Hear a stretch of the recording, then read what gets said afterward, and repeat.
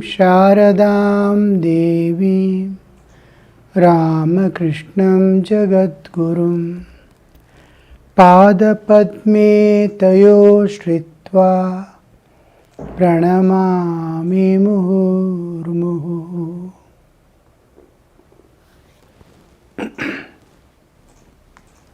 We were discussing about moksha, liberation. Sri Ramakrishna is speaking of liberation. Everyone will be liberated. The person who is asking the question is asking, then householders too will have the vision of God.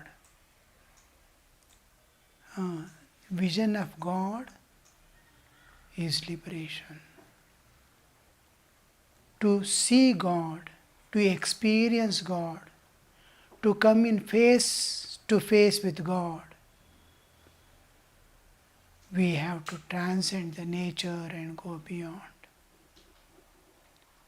We have to transcend the nature, our internal nature, Kama, Krodha, Lobha, Moha, Mada, Matsarya, Raga, Dvesha, Ahankara, all this inside. And the tendencies that have created vasanas, all these are within me. These things have to transcend, go beyond, because many things are cannot be destroyed. And time is short. So when something cannot be destroyed, we have to go beyond it. We have to grow beyond it. So growing beyond is what we call transcendence.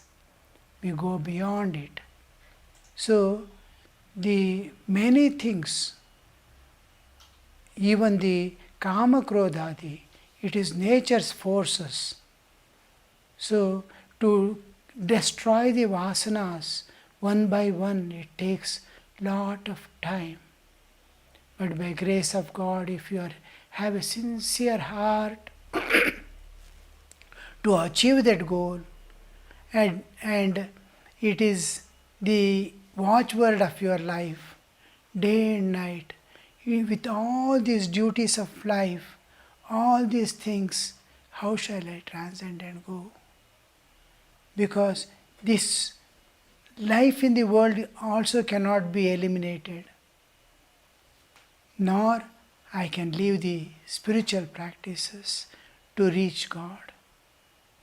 So there is another interference.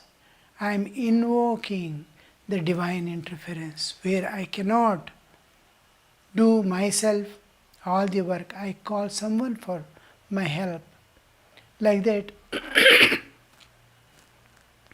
calling God, the supreme power, because all these works I do in the world, any kind of work with my body, mind and senses, whatever I do, I can get help from anybody and I can get it done. Yet, in case of spiritual, like destroying the vasanas and all, Guru can show the path. He shows, my child, he gives the map, whole map up to God he will give you. This is this, this is this, this is the road, this is the path. Then Guru helps great way, in so many ways, to make you reach that. Gives strength, gives courage, gives enthusiasm, everything, makes arrangement for sadhana. But to do the sadhana, we have to struggle.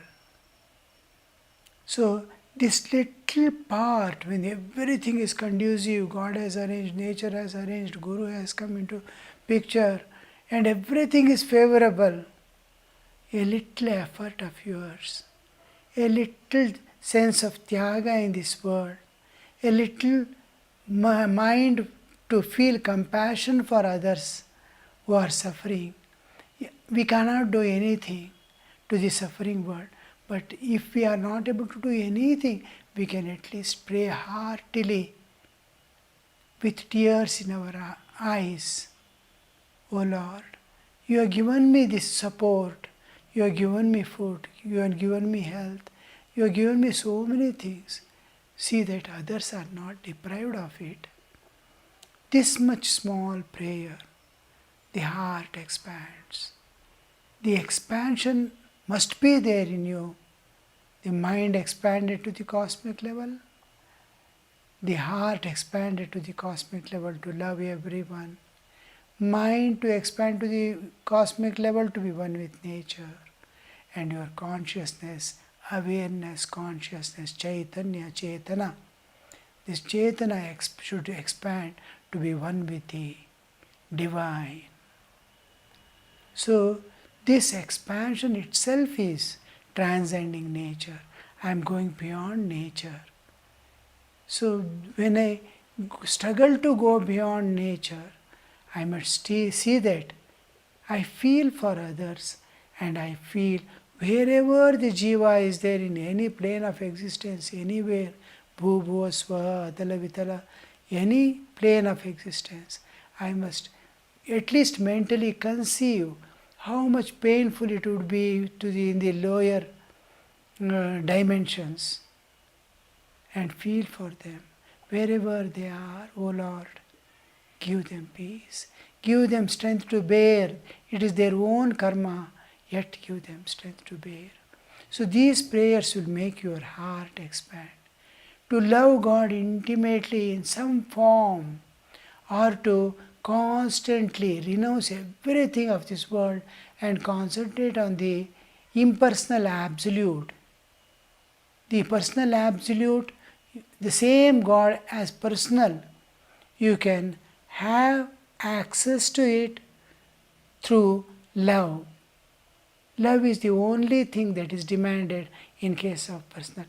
You can be with the family, you can be with the world, all things can continue to be there as your life goes on. But in case of personal God, only heart is given to God. The other things are working in this world, which is nothing but God. And everything you are going to offer.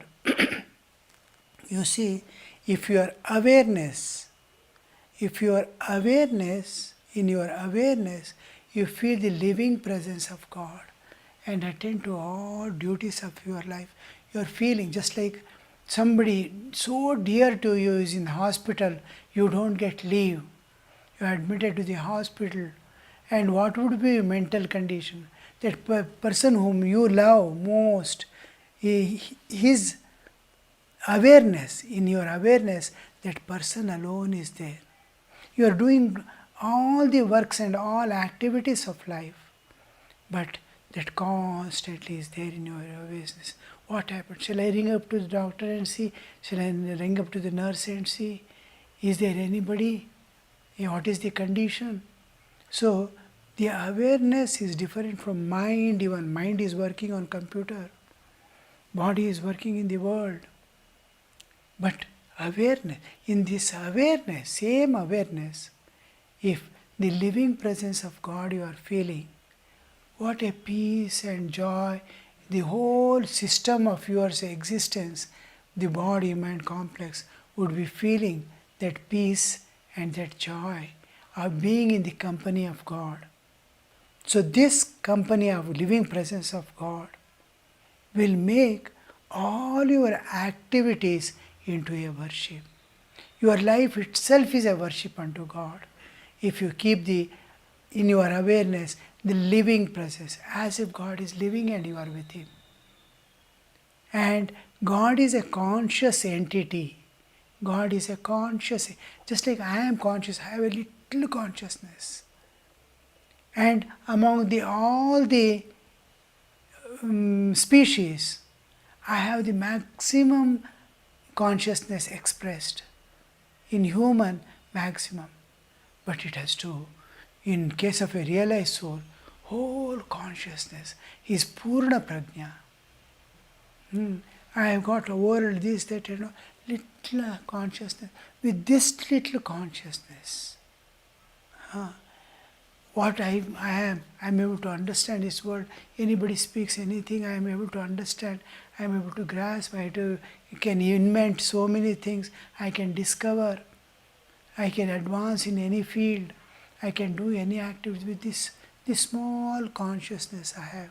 Chaitanya, Vyashti Chaitanya. What about God, the Samashti Chaitanya? He is consciousness itself. I have a expression of consciousness to mind and body. He is consciousness itself, who is within me as a small consciousness, and in every jiva, his consciousness is making all others consciousness. Tasya bhasa sarvamidam vibhati. And you will not understand. I am able to understand a dog barking or weeping in the street. Will not God understand my heart's call?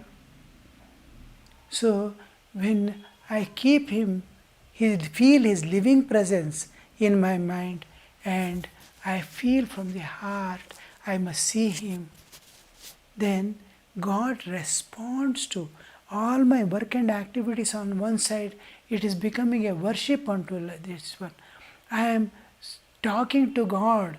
I am feeling His living presence, and I am working.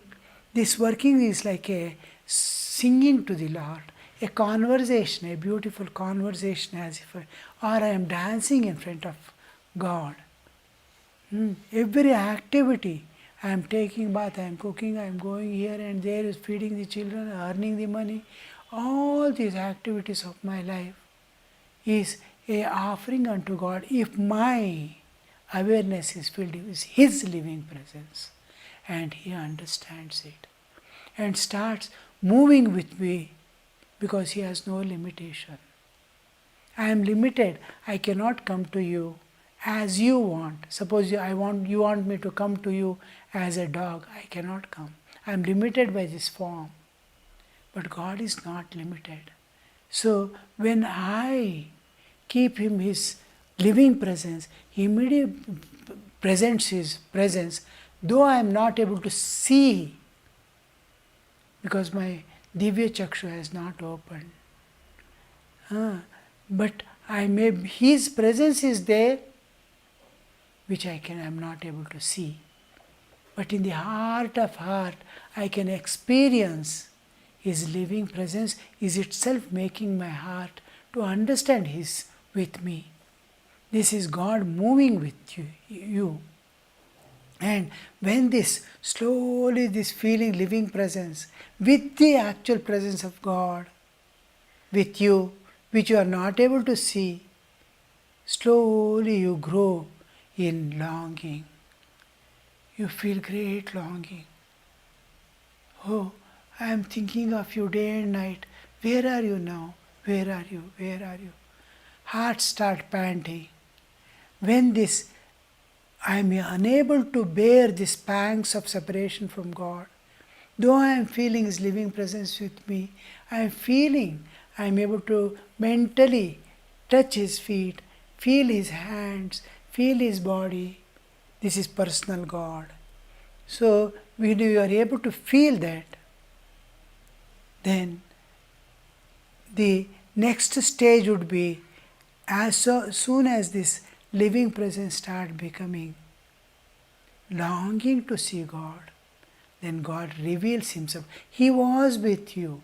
He had already manifested with you. He was within you, because you are feeling His living presence. And to feel this living presence also, He Himself presents His grace. See, we cannot attain anything in spiritual life with our own efforts. Nothing we can do in sadhana. The desire to think of God, desire to lead a spiritual life, desire to attain Him, itself is His grace. His grace. And as you progress in spiritual life, as you move towards Him, you are able to feel living presence, to feel unbroken living presence of God is quite an advanced stage that you have crossed. At least 2-3 hurdles you have gone to feel His constant living presence. Waking you are feeling, sleeping you are feeling, writing, doing all activities you are feeling His living presence. It's quite an advanced stage. Now you have to enhance your dependence on that grace which has graced you to think of Him. And you are able to understand what is living presence and how to feel His living presence. So to that extent, as you progress, as your aspiration to realize God expands, as your aspiration expands, your dependence on God's grace also must increase. Then He reveals Himself to you. You can speak to Him, you can talk to Him, you can interact with Him directly face to face. This is called liberation. You are free from nature, you are transcended the nature entirely. Nature cannot bind you anymore. Not that your existence is going to be lost. Your wrong identity with the body as myself, that ignorance, the sheath of ignorance alone will dissolve. The lost identity, I am this eternal being which doesn't have mortality, I am immortal. That awareness, that realization comes by transcending and realizing God. Your lost identity you are getting back. You are transcending nature and going beyond. This is what we see in our lives as we progress. What is realization? What is moksha? Moksha from what? The release from what? Liberation from what? I leave my job and come. I am liberated from the job. I am released from the job. I don't have the bondage or obligation. I leave my home and come away.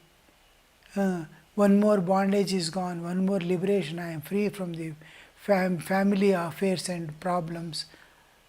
And I am still a servant of my mind. I am slave of my mind. I am slave of my vasanas inside. Mind is driving and I am running. Vasanas are driving and I am running. I am slave yet. Where is the freedom? I leave everything and go to the forest and sit there. Where is freedom? With the same mind, with the same body, with the same propensities, with the same tendencies, I am going and sitting there. They will start working. So freedom is from the entire nature. Nature cannot bind you anymore. Sukha, dukkha, janma, mrityu, nothing it can impose upon you. You can willingly ask and take. Mother, I want one more birth. I want to be like this. Yes, granted. You are getting exemption from all the laws of nature forever. No law can bind you. Now, I am in the karma chakra. Whatever I do, good or bad, I have to work it out one day or the other, in one life or other. This is karma, karmic cycle. So this, I am not bound by that karma chakra. And niyama chakra is there. Law, that niyama, laws, that I have a book in my hand. I cannot make this book a man. Because what man is made of, it is not, that material is not there in this book. And life, I can somehow make the picture and collect so many items, it will be only a dead body. I cannot infuse life into it. But this law will not work. This is law of cause and effect. Mine is individual, at individual level, it works as karma chakra. At the cosmic level, including me, it becomes a niyama chakra. For everything, there must be a cause. If I want to make a man, there must be cause. That man must be there in the cause already, in some form, that I can manifest it there. From sweet I can prepare food. From sweets, sugar, I can prepare sweet. From something else I can prepare sugar. So to make sugar, the sugar must be in some form in the sugar cane. So that is the law. But here that law doesn't apply. From this book, he can make a man stand there. From air, from nothing, he can make a man stand there. This is crossing the Niyama Chakra. Third is the Kala Chakra, the wheel of time. I am bound by the time, Kala. There is birth, growth, decay, death, all this concerning with my life. I have a birth, I have a death. I am under the Kala. So I go beyond the Kala. Desha Kala, I am bound, I am going beyond it. Means I am not affected by the time passing. I remain as it is. Now, identifying with body, the moment I identify with body, I am in the realm of time and space, relative existence, and it starts working on me. I am bound by Kala. Kala, as the time is passing, I am becoming old. There it is not. The more you go towards your Atman, the spirit and matter, the entire matter, the Prakriti, is a part of this creation. I have identified with it. So I am in the Karma Chakra, Niyama Chakra and Kala Chakra. When I identify with myself, with the self-realization, I go beyond the Kala Chakra also. The time go, the universes appear in millions of years, it reaches the optimum, again it shrinks back in millions of years and again dissolves in the absolute, again to reappear. So this chakra is going on, the universe appearing and disappearing, and you are still unmoved by it. You are independent, you are able to see the universe appearing and disappearing. It takes millions and millions of years. But you are not affected by it. So this Karma Chakra, Niyama Chakra and Kala Chakra, all these three you are going to transcend. That is liberation. You are not bound by anything of this nature. You are the absolute. In you, as if the universes and all jivas appear and disappear. This is liberation. And why this liberation? Because we have descended from that absolute in which the universes appear, and we have to go back to that source. We are passing through many, many lives through this nature, Prakriti, now and then putting on a body and throwing away the body, going to have a next body, various species, various ways, according to my actions, the reactions, and various planes of existence, and finally, I hold the path of evolution, and now I reach the absolute.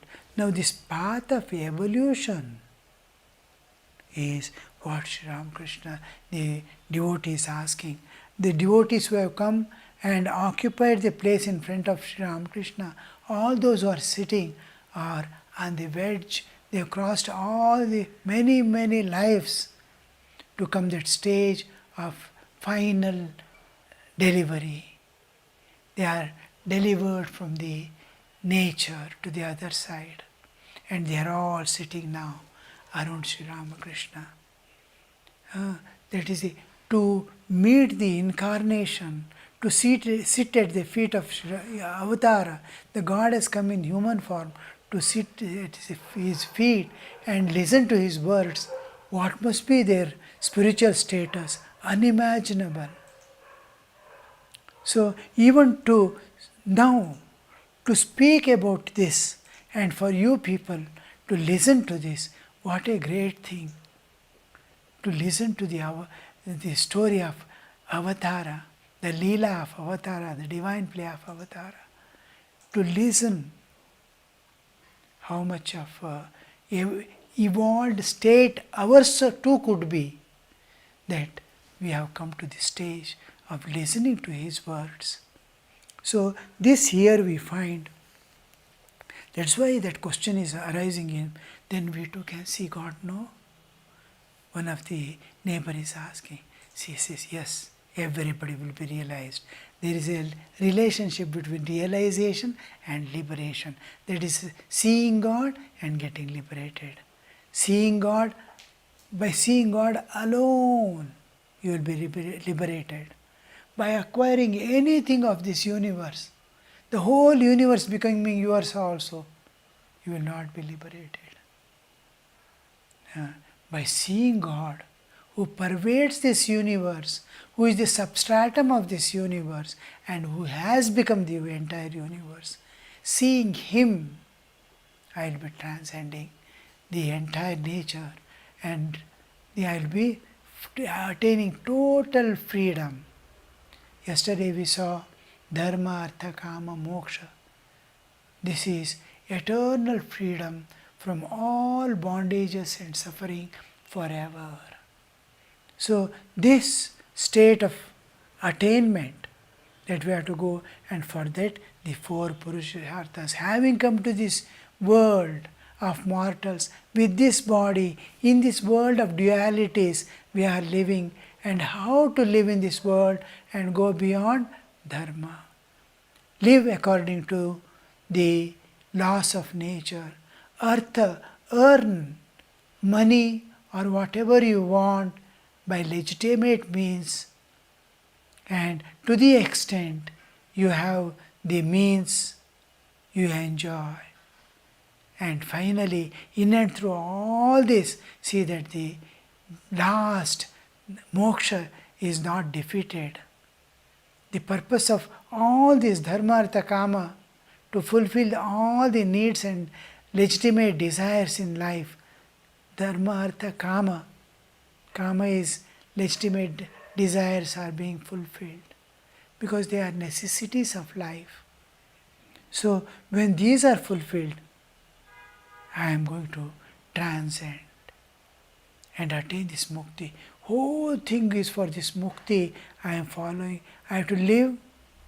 I have to be with others, and I have to do my struggle and transcend the kama is replaced by kama for God realization.